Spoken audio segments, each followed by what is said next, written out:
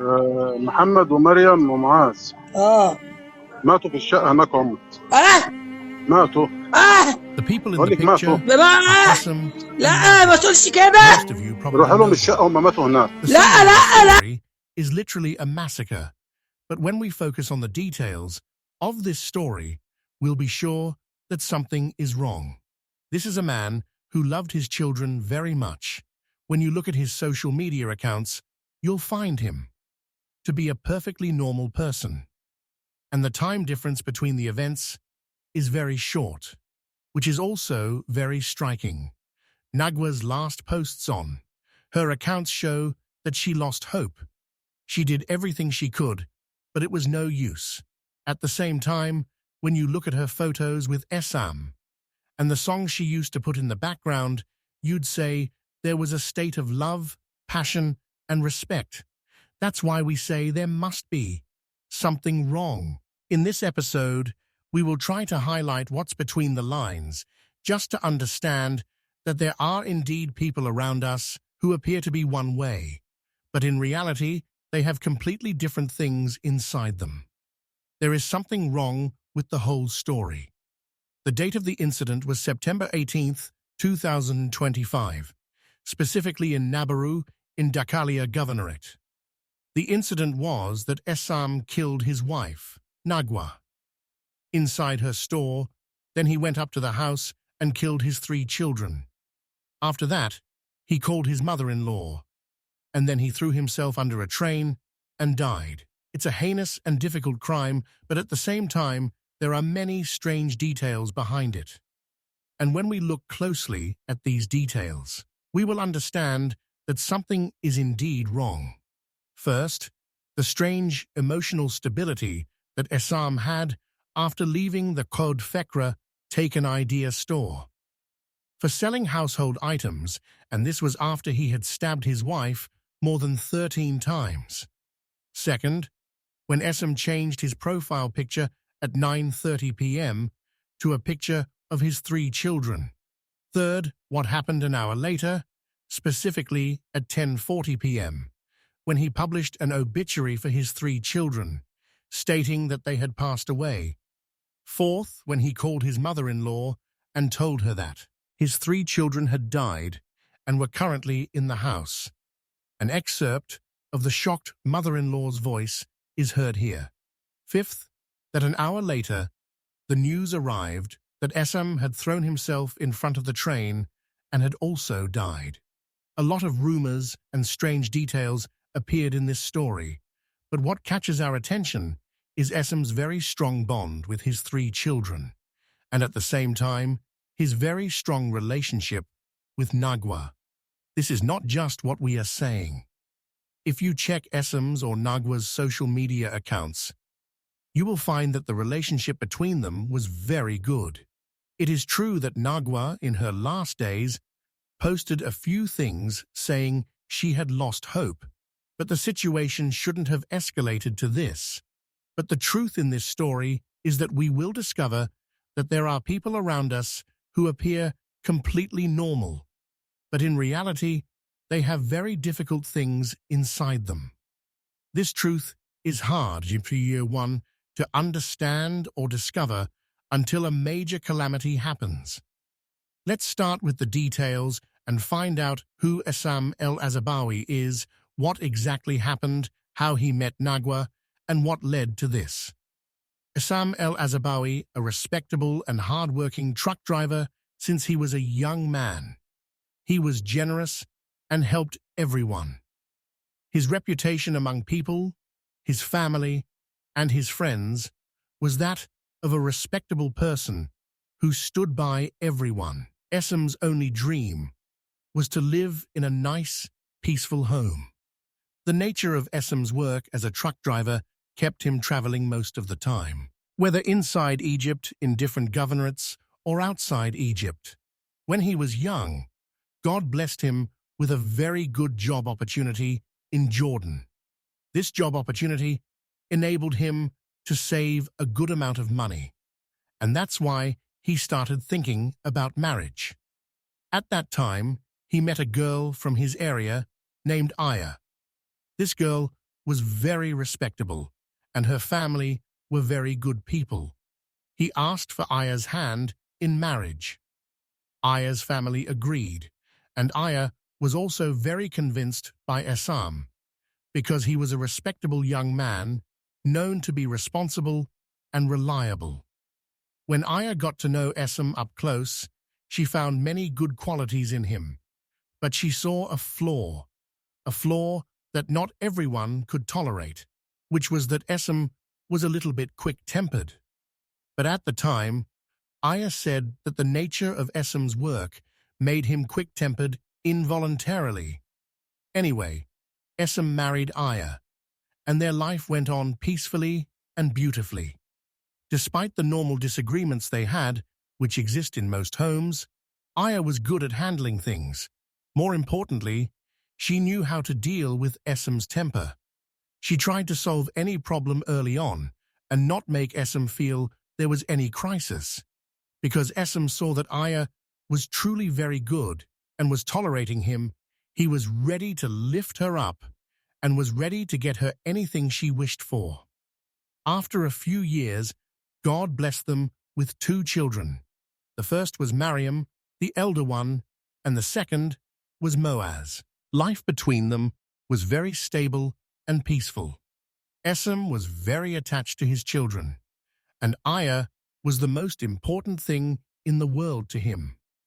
He traveled feeling secure about his home and children. It was very clear that Aya left a great impact on Esam. After a few more years, Aya became pregnant with their 3rd child. Esam was very happy because he was a father in every sense of the word, and Esam did everything he could.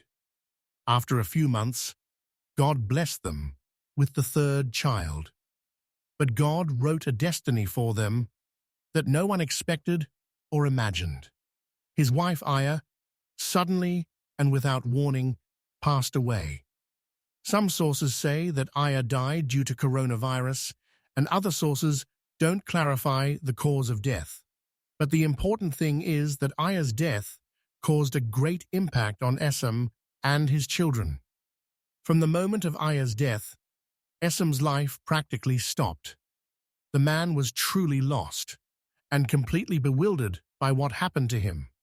Mariam and Moaz, his children, were a little older and were, of course, shocked when they heard the news of their mother's death.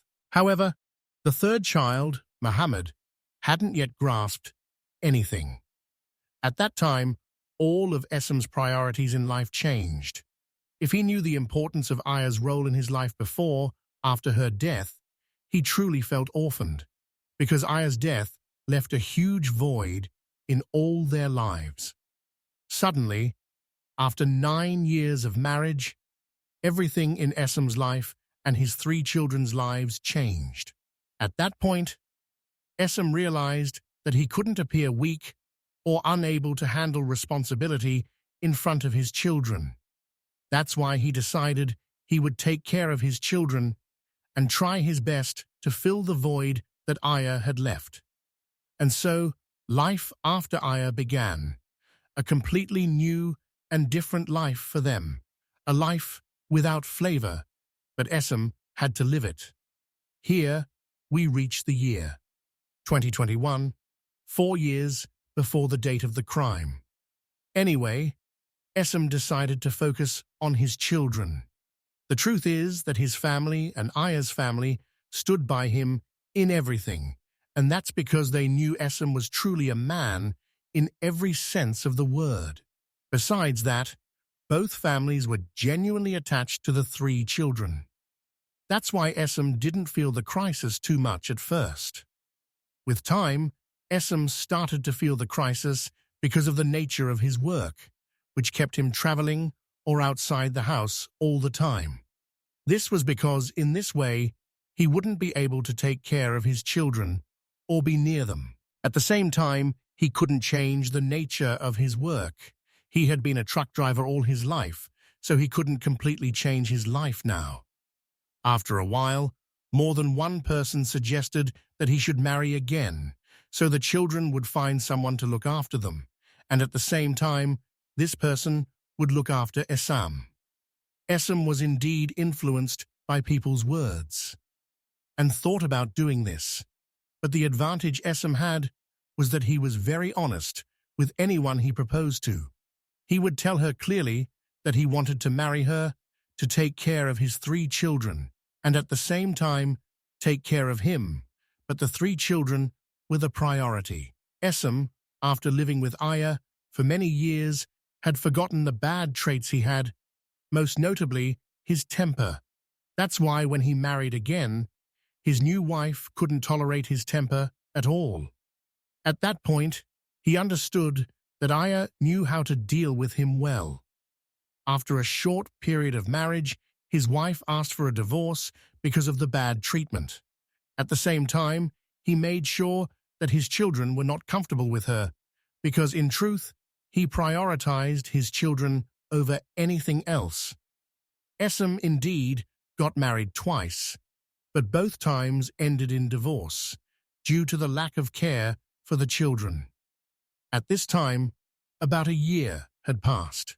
During this year, he learned about a woman from his area named Nagwa, who belonged to a very respectable family, was married and separated from her husband, and had children who did not live with her. Nagwa was currently unmarried and known for being very affectionate towards children. So, Esam decided to ask for Nagwa's hand in marriage, especially since he knew that his 3 children had a good relationship with her, and Nagwa was generally affectionate towards children, as we said. Esam, as soon as he saw Nagwa, felt very comfortable and felt that life might smile upon them again. At that time, Nagwa was 35 years old, and Esam was 39. They indeed got married, and life between them was very stable and peaceful. This marriage was so good that no one would have expected that these 3 children were not Nagwa's. Nagwa's social media accounts suggest that she was a romantic woman, and it was clear from the things she posted that she just wanted to live in peace. Esam, after the heartbreak he experienced after Aya's death, began to feel that this might be fixed after Nagwa entered his life. Life for Esam was rearranged again. The relationship between Nagwa and the 3 children was indeed very good, and there was no pretense, nor was Nagwa deceiving them. Furthermore, the 3 children genuinely loved Nagwa. But after a few months of marriage, Nagwa began to feel that Esam was very quick-tempered and difficult to deal with. But all she imagined at the time was that the reason for this constant temper and nervousness was the circumstances he had gone through. So she tried her best to fix these relationships and reduce the problems between her and Esam. It was very clear that Nagwa also didn't want to fail again in her marital life. Esam, before marrying Nagwa, told her that he had married only once before and that he divorced her because she treated the children badly. And that's what Esam said. But after a few months, a neighbor woman, one of those who like to gossip and add details, sat with Nagwa and said, "May God help you bear Esam's temper, and that you are able to live and continue with him all this time." Here, Nagwa was very surprised. What made this neighbor know that Esam was so quick-tempered? The poor, kind neighbor then said to her that Esam had married more than once before, but they all asked for a divorce because of his temper and bad behavior with them. That means the divorce didn't happen because they treated the children badly, as Esam had claimed. At the same time, Nagwa was seeing that Esam was very quick-tempered with her. Here, Nagwa felt that Esam had lied to her and didn't tell her the truth from the beginning. At the same time, Nagwa had a big problem. When she got divorced the first time, she didn't have a job or anything to secure her future. Furthermore, she was not ready to fail in her second marital life. Most importantly, she truly loved the 3 children very much. So she decided to open the project she had always dreamed of. Indeed, in June, 3 months before the date of the crime, she opened her store specialized in selling household items and named it Code Fekra, Take an Idea. Essam initially objected, but he agreed after he saw Nagwa's relationship with the 3 children. He was afraid his children might be exposed to any situation later, especially since Nagwa had started hinting to him that she had a problem with him.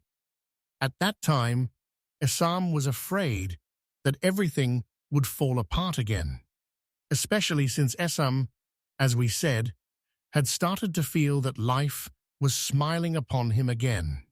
Anyway, Nagwa opened the Khod Fekra store for selling household items, and the relationship between her, Essam, and the children was very good. Even when they went to the beach resort right before the opening, their relationship was very good, and they posted pictures on social media with clear expressions of love between Essam and Nagwa.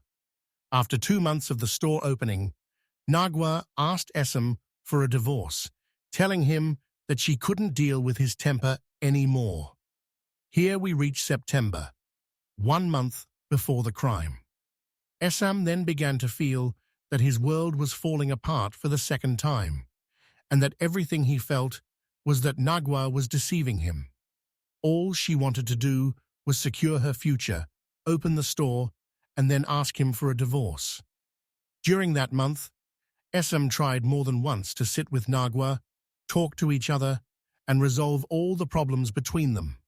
Essam was doing this only to preserve her relationship with the children.